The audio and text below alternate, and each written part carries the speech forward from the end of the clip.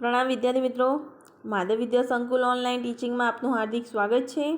આજે ધોરણ 12 વિષય ગુજરાતી અને પ્રકરણ નંબર 18 આસુભીનો ઉજાસ। આસુભીનો ઉજાસ એટલે કે જે માણસે પોતાના સ્વને, પોતાની જાતને ભૂલીને જ પોતાના રાષ્ટ્ર અને સમાજ માટે પોતાની જાતને સમર્પિત કરી દે તેવી વ્યક્તિને અહીં આસુભીનો ઉજાસ કહેવામાં આવે છે। આપણે અગાઉના વિડીયોમાં ભણી ગયા પાઠના લેખકનો પરિચય અને જે નવલકથા ખંડ છે એ નવલકથામાંથી આસુભીનો ઉજાસ એમાંથી જ લેવામાં આવેલો એક ખંડ છે, તો તેની વાર્તાની સમજૂતી પણ આપણે મેળવેલી છે। હવે હું ચર્ચા કરું છું કે અગાઉના વિડીયોમાં આપણે શું ભણી ગયા છે, થોડીક ચર્ચા કરીને આગળ આજે પાઠની ચર્ચા કરીશ। તો વિદ્યાર્થી મિત્રો, દેવરાજ છે એની ચર્ચા મેં તમને કરી હતી કે ખૂબ જ ગરીબ કુટુંબ પરિવારમાંથી છે, મજૂરી કરીને પોતાના ઘરનું ગુજરાન ચલાવે છે અને મેરુપર ગામનો તે વતની છે। તો તેને કેળવણી પ્રાપ્ત થતી નથી, પણ એક દિવસ એવું બની જાય છે કે ભગવાન ભાઈજીના પરિચયમાં આવે છે અને ભગવાન ભાઈજી એને કેળવણીની પામવાની ધગશ જોઈને તેને વસુધા નામની સંસ્થામાં લઈ જાય છે। હવે પાઠની શરૂઆત અહીંથી થાય છે કે દેવરાજ વસુધા નામની સંસ્થામાં જવા તૈયાર છે, પણ તેની માતા અને તેના પિતા તેને રોકે છે। અહીં આપણે શરૂઆત હતી કે માતા અને પુત્રનો સંવાદ છે, કારણ કે દેવરાજ વસુધા નામની સંસ્થામાં જઈ રહ્યો છે ત્યારે તેની માતા તેને રોકી રહી છે અને તેની માતા તેને કહે પણ છે કે આપણા કુટુંબમાંથી તો શું, આપણા મલકમાંથી કોઈ ભણવા સારું કોઈ પરદેશ જતો નથી, તો આપણે અને ભણતરને શું નાતો છે એવું દેવરાજની માતા તેને સમજાવે છે। પણ અહીં દેવરાજ કંઈ સમજવા તૈયાર નથી, તેને તો જવું છે એટલે તે ભગવાન ભાઈજી સાથે ટ્રેનમાં જાય છે અને ત્યાંનો રોમાંસ અનુભવ। ટ્રેનમાં જે બેસવાનો રોમાંસ છે, ખૂબ જ ગરીબ છે, ટ્રેન જોઈ હતી પણ બેસવા કોઈ દિવસ નથી મળ્યું, પણ આજે જ્યારે દેવરાજને ટ્રેનમાં બેસવા મળે છે તો એ રોમાંસ અનુભવે છે। હવે 6 મહિના પછી કાગળ આવે છે કે મા તને ઝંકી રહી છે, એટલે આવી જા। ત્યારે દેવરાજ આવ્યો ત્યારે તો બાને ભોગવવાના સ્મશાનમાં બાળીને બધા ઘેર આવી ગયા હતા। આજે જ્યારે દેવરાજ ઘરે આવ્યો છે ત્યારે એને આ બધું ખટકી રહ્યું છે, મનમાં દુઃખ થાય છે કે પોતાના જીવતરને કોઈ પોતાના આ જે જીવતર ઉજાડ્યું છે એ જીવતરને જોવા માટે આજે મારી માતા રહી નથી। જે ભણતર માટે મારી મા મને ના પાડતી હતી, એ ભણતર જ્યારે મેળવીને દેવરાજ પોતાના ઘરે આવે છે ત્યારે એ પોતાની માને ઝંકે છે કે કેવી રીતે આ ભણતરે એના દીકરાના જીવતરને ઉજાડ્યો છે, પણ મા આજે જોવા રહી નથી। ઘરે આવ્યા પછી પિતાએ તેને આવકારો આપ્યો। આવતાની સાથે અહીં પિતા અને પુત્ર વચ્ચે સંવાદ થાય છે ત્યારે દેવરાજના પિતા તેને કહે છે કે હવે તો આપણી ગરીબી મટી જશે, હવે તો તું નોકરી કરીશ ને તો આપણી બધી ગરીબી મટી જશે।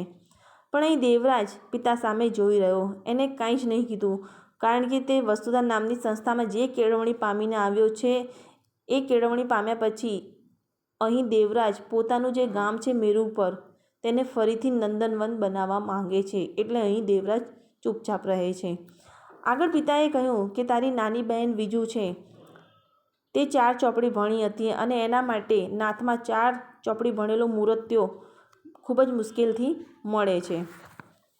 પિતાએ દેવરાજને કહ્યું કે હવે તારે પણ લગ્ન કરી લેવા જોઈએ, ત્યારે દેવરાજે અહીં લગ્ન કરવાની ના પાડી દે છે।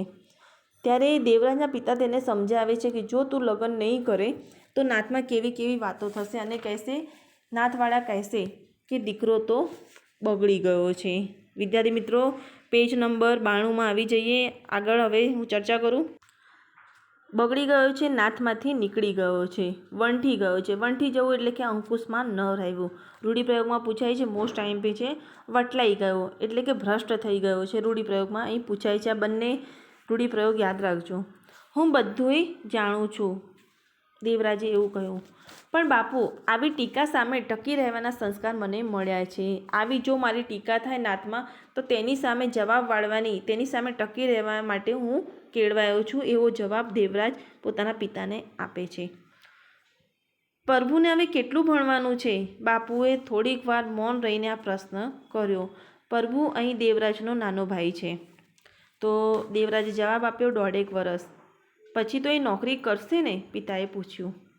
ના, પ્રભુ નોકરી નહીં કરે એવું કહેવાનું મન દેવરાજને થઈ આવ્યું. પણ તે બોલ્યો, એ તો ઠીક, હવે પ્રભુને જેમ યોગ્ય લાગશે એ કરશે, એવું જવાબ અહીંયા આપે છે. દેવરાજના પિતાએ તેને કહ્યું, દેવા, ચોકીદારીમાં મારું મન હવે ધરપતું નથી. અહીં બહુ ધરપતું નથી એટલે કે સંતોષ થતો નથી. રૂઢિપ્રયોગમાં પૂછાય છે, એટલે આઈએમપી છે, નોંધ કરી લેજો. દેવરાજે પૂછ્યું, કાંતા જવાન થઈ ગઈ છે. કાંતા અહીં દેવરાજની નાની બહેન છે, હવે જવાન થઈ ગઈ છે કહીને બાપુ ચૂપ થઈ ગયા. સમજું છું બાપુ તમારી વાતને, કહી દેવરાજ મૌન થઈ ગયો. થોડી વાર પછી કાંતા આવી. ભાઈ, કાંતા ઉમળકાથી ઉત્સાહી થઈને બોલે છે, ક્યારે આવ્યા તમે? બસ ચાલ્યો જાઉં છું બેન. રોકાવાના છો ને? એવો જવાબ દેવરાજે આપ્યો કાંતાને. વિદ્યાર્થી મિત્રો, આ વાક્ય આઈએમપી છે એટલે નોંધ કરી લેજો. નિપાતમાં પૂછાય છે, રોકાવાના છો ને, અહીં ને એ નિપાત છે. કે પછી પાછા વસુધા ચાલ્યા જશો? એવો પ્રશ્ન કાંતાએ પૂછ્યો. ના, મેરુ પર જઈશ. હવે વિદ્યાર્થી મિત્રો, અહીંયા તમને થોડીક જાણકારી માહિતી આપી દઉં કે મેરુ પર એક ગામ છે, ત્યાં દેવરાજનો જન્મ થયો હતો અને દુકાળ પડવાના કારણે એ ગામ દેવરાજના કુટુંબને છોડવું પડે છે. એ ગામ બધાને ત્યાં છોડવું પડે છે. એટલે ભણીને વસુધામાં ભણ્યા પછી જ્યારે દેવરાજ પોતાના ઘરે આવે છે ત્યારે કાંતાને જવાબ આપે છે કે મારે તો મેરુ પર જવું. એટલે અહીં કાંતાને ખૂબ જ નવાઈ લાગે છે. મેરુ પર? કાંતાના અવાજમાં આશ્ચર્ય હતું, નવાઈ હતી. ત્યાં જઈને શું કરીશ? પિતાએ પૂછ્યું. કામ કરીશ. પણ ત્યાં તને કયું કામ મળવાનું છે? એ પથરાળ જમીન થઈ ગઈ છે, ત્યાં કોઈ જ રહેતું નથી, તો ત્યાં જઈને તને શું કામ મળવાનું છે? એવું પિતાએ પૂછ્યું. ત્યારે દેવરાજે કહ્યું, ઘણું કામ છે બાપુ. એ ઉજ્જળ મલકમાં, ઉજ્જળ એટલે કે વેરાન પ્રદેશમાં. પિતાની આંખમાં ઉપાલંબ હતો. ઉપાલંબ એટલે કે ઠપકો હતો એમની આંખોમાં. એ ઉજ્જળ મલકને તારે નંદનવનમાં ફેરવી નાખવો છે બાપુ. અહીં દેવાએ જવાબ આપ્યો. એ ઉજ્જળ મલકને મારે ફરીથી પહેલાંની જેમ બનાવી દેવું છે, નંદનવનમાં ફેરવી નાખવું છે બાપુ, એવો જવાબ દેવરાજે આપ્યો. દેવરાજના અવાજમાં દ્રઢતાનો એટલે કે મક્કમતાનો રણકો હતો. 20 વરે તને મલક સાંભળ્યો દેવા? 20 વર એટલે કે 20 વર્ષે તને મલક યાદ આવ્યો? જે ધરતી આપણને કાઢી મૂક્યો એટલે કે જાકારો આપ્યો, જે ધરતી સામે નજર નહોતી મંડાતી, એ ધરતીનું તું નંદનવનમાં ફેરવવા માંગે છે? ગાંડો થઈ ગયો લાગે છે, પિતાએ એવું કહ્યું. પિતા એને ખૂબ સમજાવે છે દેવરાજને. તો દેવરાજે કહ્યું, બાપુ આ ગાંડ પણ નથી. વસુધાએ મને આ શીખવ્યું છે. વસુધા નામની સંસ્થાએ મને ગામને ફરીથી કેવી રીતે આત્મનિર્ભર બનાવવું એ શીખવ્યું છે. મારે આ ધરતીમાં પાછા ફરવું છે. દેવા, 20 વર્ષથી તો એ ધરતીકોર લમણો વાળીને જોયો નથી. દેવા, 20 વર્ષથી એ ધરતીકોર એટલે કે ધરતી તરફ લમણો વાળીને એટલે કે શાંત થઈને જોયું નથી. ત્યાં તારું શું કામ છે? મારું બાળપણ છે બાપુ. દેવરાજના શબ્દોમાં જ નહીં, અવાજમાં પણ ભાવુકતા ભીનાશ આવી ગઈ હતી, કારણ કે દેવરાજનો ત્યાં જન્મ થયો હતો. કાંતાને આ બધું સમજાતું નહોતું. દેવરાજની બહેન છે, કાંતાને આ બધું સમજાતું નહોતું. એણે તો મલકની વાતો, મેરુ પર ગામ છે એ મલકની વાતો કાંતાએ ખાલી સાંભળી હતી. જોયાનું કોઈ ઓહાણ આવતું નથી. કાંતાએ એ મેરુ પર જોયું હોય એવું ઓહાણ એટલે કે યાદ કંઈ આવતું નથી. બાપુ ક્યારેક કહેતા, ક્યારેક કાંતાએ બાપુના મોઢે સાંભળેલું છે એ ગામ વિશે કે તું ધાવણી હતી તઈ આપણે નીકળી ગયેલા દુકાળ ઉતરવા માટે, દુકાળની મુસીબતમાંથી, આફતમાંથી દૂર થવા માટે આપણે ત્યાંથી નીકળી ગયા હતા જ્યારે તું ધાવણી હતી. તારી માનું મન તો નહોતું માનતું, પણ નકરા ધૂળ અને પથરા વચ્ચે તો ન જીવાય ને. જો ન નીકળી ગયા હોત ને ત્યાંથી તો તું આવડી ન થઈ હોત. અને પછી એ મલકની વાતો કરતાં કરતાં બાપુ ક્યાંય ખોવાઈ જતા. ક્યારેક એમનો અવાજ પણ ઢીલો થઈ જતો હતો. ક્યારેક એ પથરાળ ધરતીની કઠોરતા તેમાં ઉતરી આવતી હતી. એ પથરાળ ધરતીની કઠોરતા જોઈને અહીં દેવરાજના બાપુનું મન ઢીલું પડી જાય છે વારંવાર. ત્યારે દેવરાજના પિતાએ કહ્યું, પણ ત્યાં આપણું કોણ? નથી કોઈ સગું સાગવું કે નથી ખોરડું. ખોરડું એટલે કે માટીની નાની ભીતનું બનેલું ઘર. તો તું ક્યાં જઈને ત્યાં ઊભો રહીશ? આ બે પગે ભગવાને ઊભા રહેવા જ આપ્યા છે ને બાપુ, દેવરાજે જવાબ આપ્યો. ને પછી વસુધાનો એક આદર્શ વિશે તેને કહેવા માંડ્યું. હવે આદર્શ વિશે, જે વસુધા નામની સંસ્થા છે એના ધ્યેય વિશે અહીં તે કહે છે. બાપુ, મોટાભાઈ કહેતા હતા, મોટાભાઈ અહીં ભગવાન ભાઈજીને મોટાભાઈ કહે છે. તો મોટાભાઈ કહેતા હતા કે વસુધાની કેળવણી તમને શહેરી મોજ શોખ નહીં આપી શકે. જે રીતે શહેરમાં આપણે રહીએ છીએ, મોજ શોખ કરીએ છીએ, એ વસુધા નામની સંસ્થા તમને નહીં આપી શકે. તમારે જાગ જમાડમાં, જાગ જમાડ એટલે કે ઝગમગતું, દૈદીપ્યમાન હોય તો જ વસુધામાં દૈદીપ્યમાન ઝગમગતું એવી આ સંસ્થા નથી. જો તમે એ પ્રમાણે જીવવા ન માંગતા હોય ને તો જ વસુધામાં આવજો. મોટા ભાઈએ આવું કહ્યું હતું. વસુધામાં તો કેવા લોકો આવે છે? તો વસુધામાં તો તળ ગામડાના જ, એટલે કે પછાત ગામડા છે ત્યાંના જ વિદ્યાર્થીઓ વસુધામાં કેળવણી લેવા માટે આવે છે. તેઓ તેમની ધરતીમાં પાછા ફરે છે. વસુધા નામની સંસ્થામાં આવીને કેળવણી લઈને ફરીથી પોતાના ગામમાં પાછા ફરે છે, એવું મોટાભાઈ કહેતા હતા. તેમના લોહીમાં એ ધરતીના લોકોની તાસીર પચેલી હોય છે. તેમના લોહીની અંદર પોતાના ધરતીના લોકોની અસર રહેલી હોય છે. વિદ્યાર્થી મિત્રો, આ જે વાક્ય છે આઈએમપી છે, આ પદક્રમમાં પૂછાય છે એટલે નોંધ કરી લેજો. ત્યાં જઈને કામ કરે લોકો. હવે જે વસુધા નામની સંસ્થા છે ત્યાં જઈને લોકો કામ કરે, લોકોને વ્યસનમુક્ત અને ભયમુક્ત બનાવે છે, સહિષ્ણુ અને સંસ્કારી બનાવે છે. સહિષ્ણુ એટલે કે સહનશીલ બનાવે છે. એ સંસ્થા અજ્ઞાન અને આળસને દૂર પણ કરાવે છે. અહીંથી તાલીમ લઈને જે પણ વિદ્યાર્થી જાય છે એ વિદ્યાર્થી પોતાના ગામને સ્વાવલંબી બનાવી શકે તોય ઘણું કામ થાય છે. ગામ પોતાની આવશ્યક ચીજો પોતે જ ઉત્પન્ન કરી લે છે, એવું ત્યાં વસુધામાં શીખવવામાં આવતું. જીવવા માટે ઓછામાં ઓછી જરૂરિયાતથી ચાલે તો પણ એક પણ જરૂરિયાત વધારે નહીં, એ રીતે જીવતા શીખવાડે છે. એ રીતે અમને કેળવે તો જ આ દેશમાં ભાંગી ગયેલા જે ગામડાઓ છે એ ગામડા ફરીથી પાછા બેઠા થઈ શકશે. આ કામ કંઈ નાનું નથી. હાડ અને હૈયા બળુકા માણસનું જ આમાં કામ છે. હાડ એટલે કે મજબૂત મનના, હૈયા બળુકા એટલે કે મજબૂત મનના માણસોનું જ આમાં કામ છે. જેવા તેવાનું કામ નથી આ સંસ્થામાં. કોઠાસૂઝ અને સહનશક્તિ નહીં હોય, કોઠાસૂઝ એટલે કે સમજશક્તિ નહીં હોય તો તમે ગામને સુધારી તો નહીં શકો, એવું દેવરાજે કહ્યું. પણ એની તાસીરને બગાડી નાખશો. ઉલટી તમે એ તાસીર એટલે કે અસરને બગાડી નાખશો. જો તમારામાં સમજ શક્તિ નહીં હોય ને તો તમે કોઈ પણ ગામને સુધારી નહીં શકો. આજની જે કેળવણી છે અને રાજકારણ છે એ ગામડાને ભરકી ગયા છે, એટલે કે ખાઈ ગયા છે. ત્યારે તમારે તેનું રક્ષણ કરવાનું છે. તમારા એ પછાત ગામ છે એ ગામનું તમારે રક્ષણ કરવાનું છે. તમે જાણો છો કે રાજકારણ કેવી વસ્તુ છે. તો રાજકારણ એવી બાબત છે કે લોકો પોતાના સ્વાર્થ માટે કોઈ પણ હદ સુધી જઈ શકે છે. તો એવું રાજકારણ ગામડાને ભરકી ગયા છે, એવું દેવરાજે કહ્યું. વિદ્યાર્થી મિત્રો, આ જે વાક્ય છે એ વાક્ય સંયોજકમાં પૂછાય છે, સંયુક્ત અને સંકુલ વાક્યમાં પૂછાય છે. તો આપણે એને સાદા વાક્ય તરીકે બનાવવાનું છે. તો સાદા વાક્યમાં તમારે અહીંયા અને ત્યારે એ સંયોજક છે, તો એ સંયોજક કાઢશો એટલે 3 વાક્ય બની જશે તમારા સાદા વાક્ય. નોંધ કરી લેજો. દેવરાજને એકાએક ખ્યાલ આવ્યો કે બાપુ આમાંથી કેટલું સમજ્યા હશે. હવે વસુધા નામની જે સંસ્થા છે એનો આદર્શ શું છે એ બધું જ અહીં માહિતી દેવરાજ પોતાના પિતાને આપી દે છે. આપ્યા પછી દેવરાજને અંદર નવાઈ લાગે છે કે બાપુ કેટલું સમજ્યા હશે આ બધામાંથી, ને પોતે શું બાપુ પાસે ભાષણ કરવા આવ્યો હતો, એવું એણે વિચાર્યું. પોતે ગામડામાં જઈને શું આવી રીતે ભાષણ જ કર્યા કરશે ને લોકો મારી વાત કઈ રીતે સમજશે, અને તે મૌન થઈ ગયો.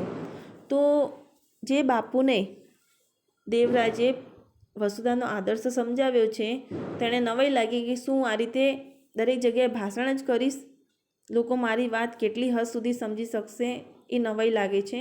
એટલે ત્યાં મૌન થઈ ગયો. દેવરાજને તે વસુધાવાળા, હવે દેવરાજના જે પિતા છે એ પિતા એને પૂછે છે કે કે વસુધાવાળા તને પગાર આલશે? બાપુએ ક્યારની પોતાના મનમાં ઘોડાથી વાત પૂછી નાખી. હવે બાપુના મનમાં જે વાત ચાલતી હતી એ પૂછે છે કે વસુધાવાળા તને પગાર આલશે? મનમાં ઘોડાતી, અહીંયા રૂઢિપ્રયોગમાં લખી લેજો, મનમાં ઘોડાવું એટલે કે મનમાં ચાલતી વાત પૂછી લેવી અથવા વિચાર મનમાં ઘૂંટાયા કરવું. રૂઢિપ્રયોગમાં પૂછાય છે, નોંધ કરજો. તો તું ખાઈશ શું? જો તને એ પગાર નહીં આલે તો તું શું ખાઈશ? ને એમને તો ઠીક, પ્રભુને મોકલીશ તું. તો હવે પ્રભુ ભણે છે વિદ્યાપીઠમાં, ગુજરાત વિદ્યાપીઠમાં, તો એના ભણતર માટે તો એને શું મોકલીશ? મારા પેટની ચિંતા નથી બાપુ, ને તમે કંઈ ભૂખ્યા નહીં રહો, એવો જવાબ દેવરાજે આપ્યો. અને પછી આગળ બોલ્યો, અર્ધ ભૂખ્યા રહેવા તો આપણે ટેવાયેલા છે.